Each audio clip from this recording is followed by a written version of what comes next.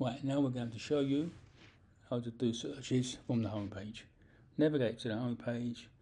In the top right hand corner you will see this search box. It's got two options. You can either fill in this box or leave it. We're going to fill in it with the word gibi, because that's a common Turkish word, and then we're going to select Turkish search. Yeah.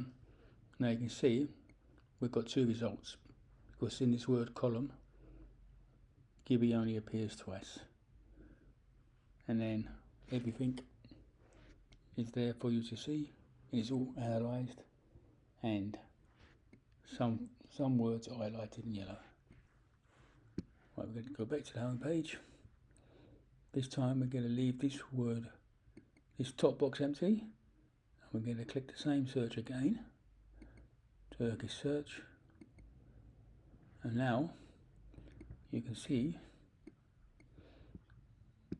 if we scroll all the way down there, we've found 100 results. There are actually more than 100 results, but results are limited to a maximum of 100.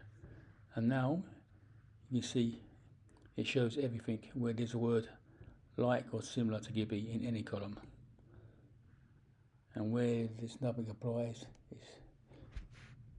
it's empty.